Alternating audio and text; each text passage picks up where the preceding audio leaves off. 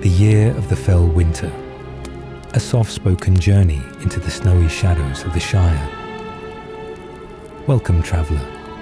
Find your place by the fire. Let the warmth settle into your bones and listen.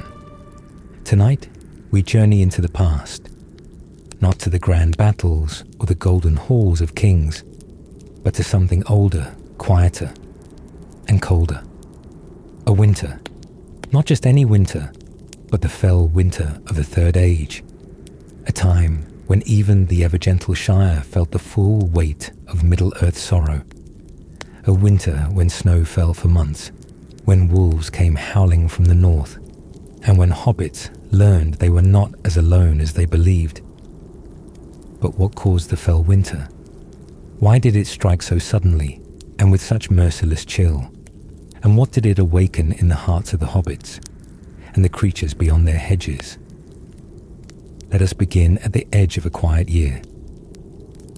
Chapter 1. The Last Green Day. Before the fell winter came, the Shire basked in gentle seasons.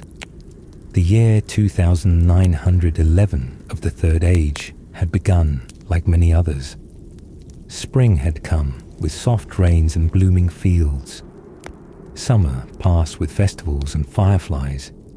And in autumn, the forests of Tookland and Buckland were painted with russet and gold. It was the kind of year hobbits wrote poems about, full of garden triumphs, picnics, and well-told tales at twilight. Farms thrived, ale flowed, the skies were soft and forgiving. Few among the hobbits gave thought to the beyond. Even fewer knew what stirred far to the north. And why would they? The Shire was peace made green and golden. It was a land of comfort, of tradition, of gentle days repeating like seasons. Yet every story worth telling begins with something that changes. And so it did. One evening, near the end of autumn, a wind rolled in across the north moors. It was thin and sharp, threading through hedgerows and under round doors. Not a cold wind at first, but a wind with teeth just behind it. By morning, the skies had shifted. The sun hung a little lower. A haze crept in from the east. Then came the silence. Birdsong faded. The bees were gone too early. Travellers along the east road reported seeing strange clouds coiling above the green hills, though no storms followed. And then, the snow. Have you ever seen the first snowfall of a long winter?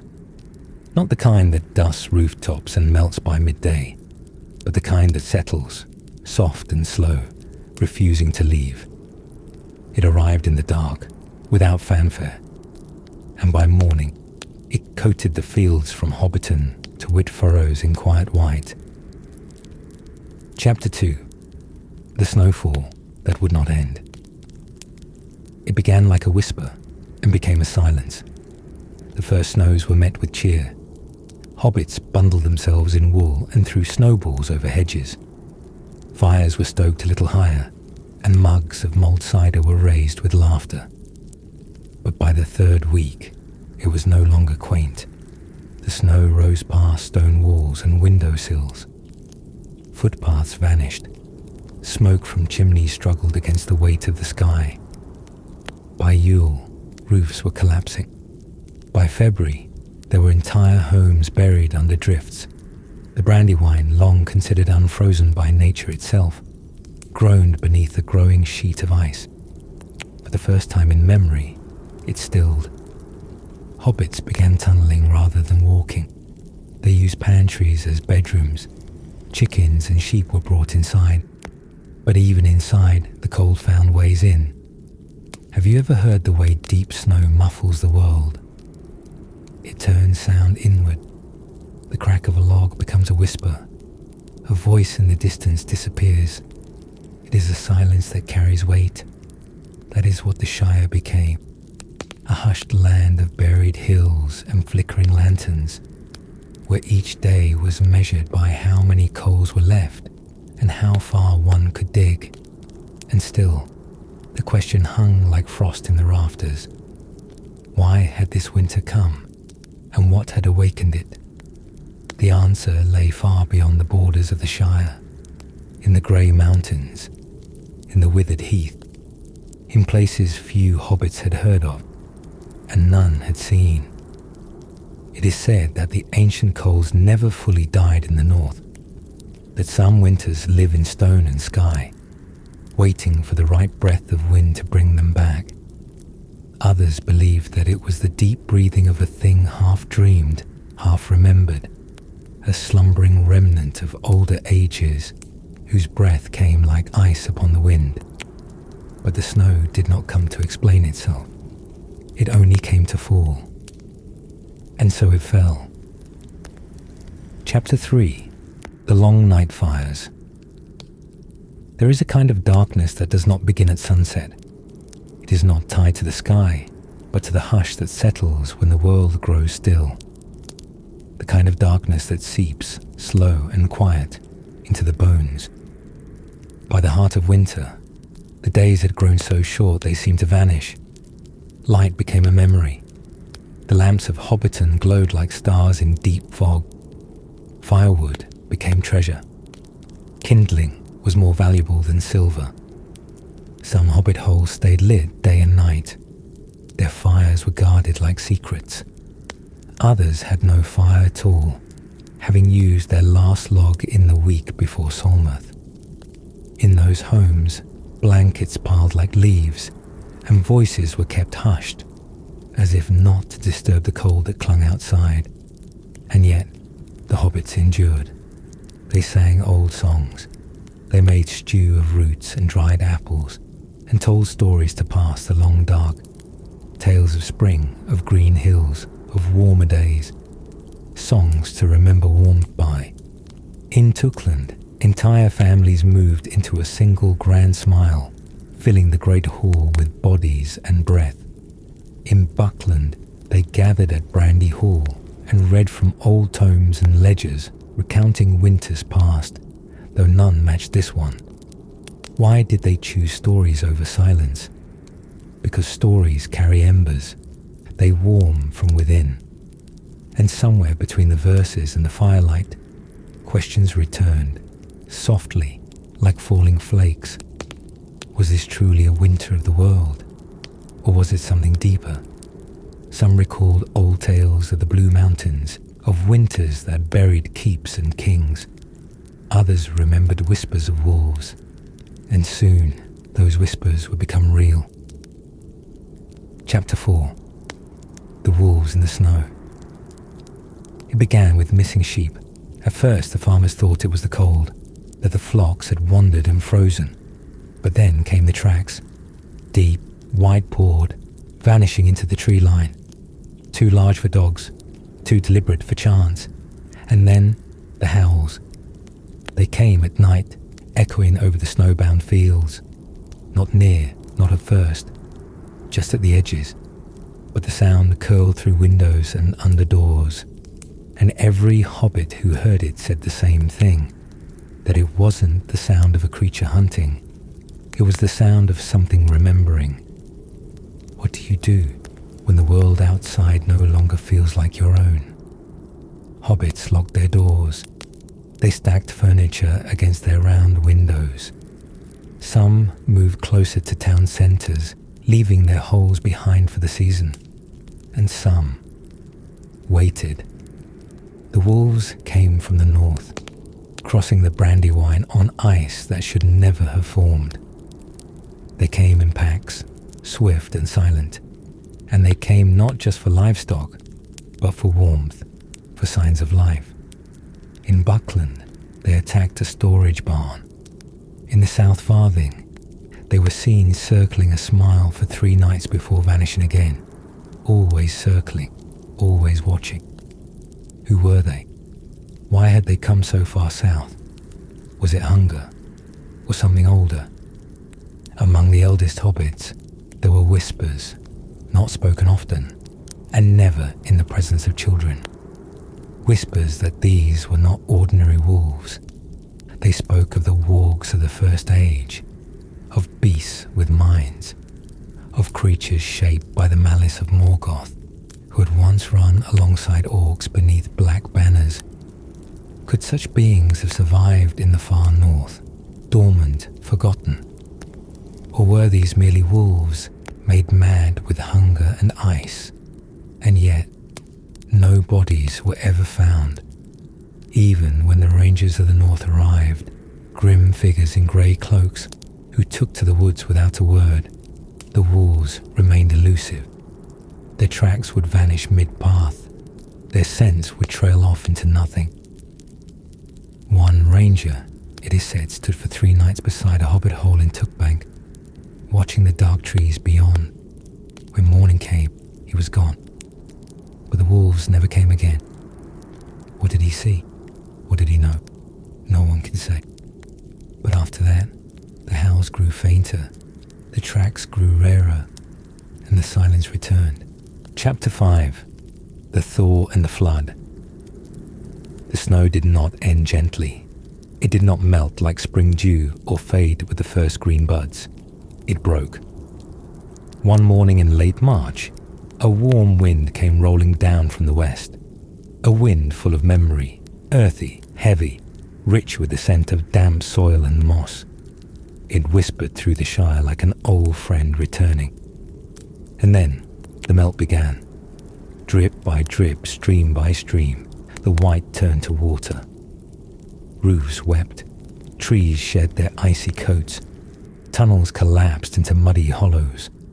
The brandywine roared to life, bloated and angry, carrying branches and ice and debris down toward the sea. The land that had frozen into silence now groaned with movement. Floods tore through East Farthing fields. Bridges vanished overnight. Roads were lost beneath rushing streams that had never existed before. But with the flood came something else. Colour. Tiny shoots pushing through the soaked earth. The hesitant green of early grass. The silver flicker of fish in thawed rivers. And the soft murmur of returning birds.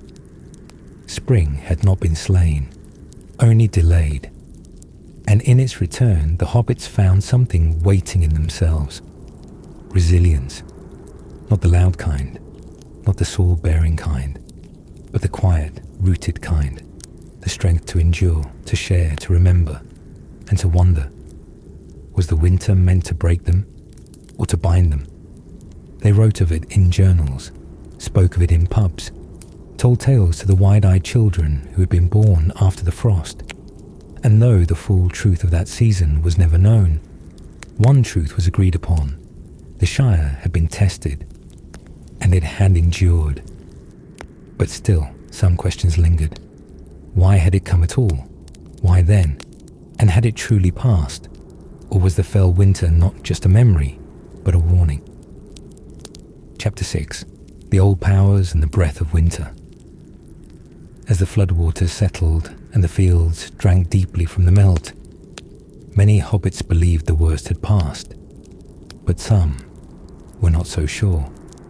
There were whispers, you see, of shapes in the mist during the final days of the thaw, of strange frost returning to windows at dawn, even after the sun had risen high, of dreams, shared dreams, of walking through endless snow where voices echoed from nowhere. These tales were passed in low voices at the end of long dinners, shared between pipe smokes and long pauses. Most brushed them off, but others remembered the old stories. Stories from before the Shire, from the north, from the fading edge of memory. Stories of a place beyond the withered heath, in the realm once ruled by shadows. They spoke of Forodwaith, the frozen northern waste, untouched by sun or season. It was said that in its deepest places, ancient forces still slumbered beneath the permafrost. Spirits of the wind, creatures of ice, echoes of Morgoth's cold dominion. Could one of those forces have stirred? Even in the time of Beleriand, before the seas reshaped the world, winter had been a weapon. Morgoth wielded it as he did flame and shadow. Some believed that certain cold spirits escaped destruction when Angband fell, slipping northward, far beyond the reach of elves or men. There they waited, diminished but not gone. Could one of them have breathed again, drawn south by some great imbalance? Could the fell winter have been more than mere weather, a test or a warning sent by something that does not forget?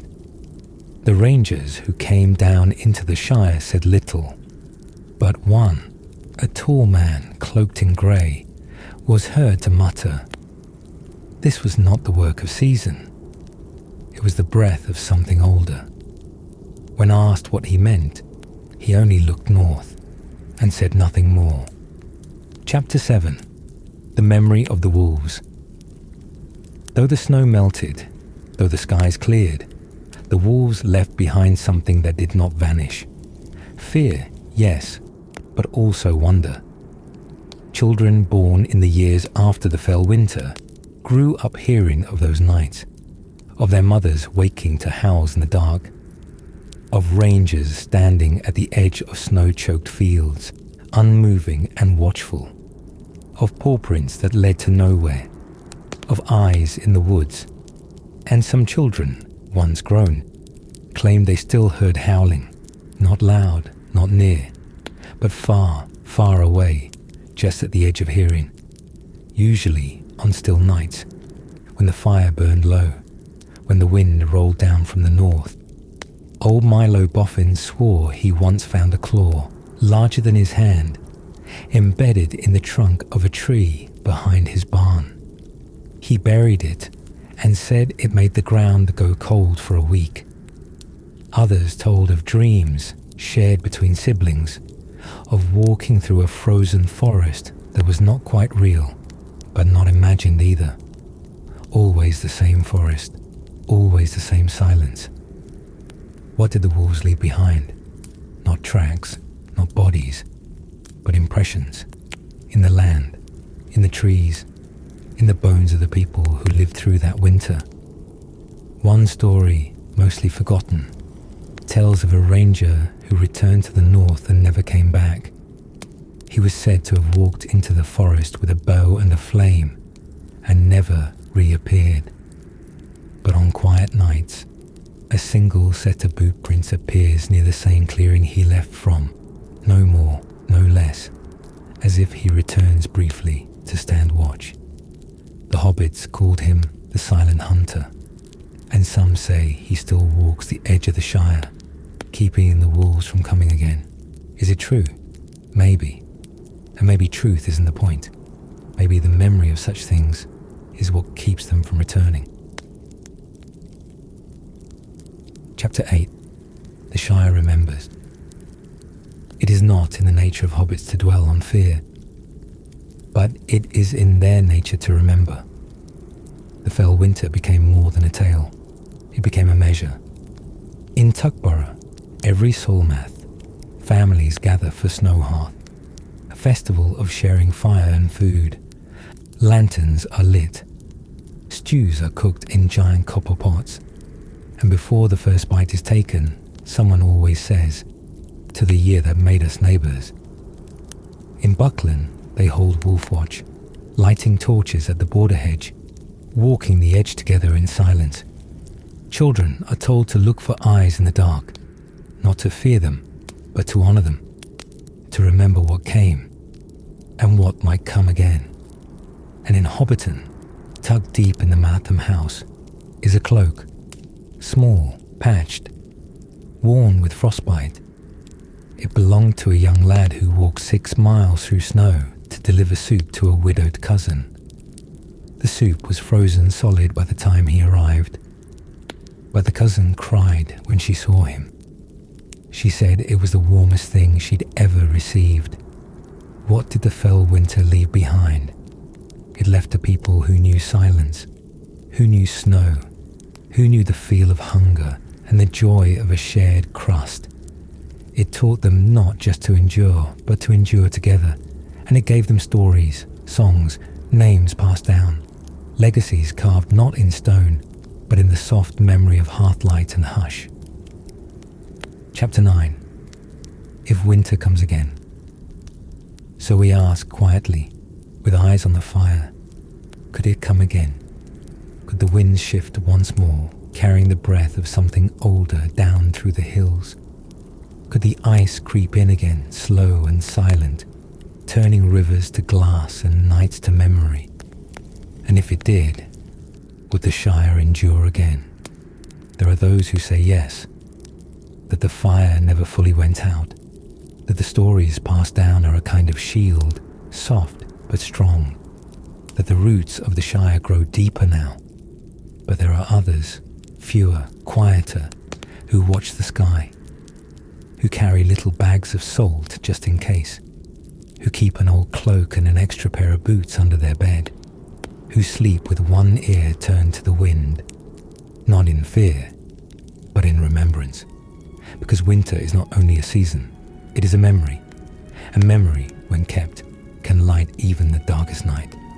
So listen, as the wind rises. Do you hear it? A howl? Or just the shifting of old stories in the snow? Either way, the fire still burns, and the Shire, like the song, endures.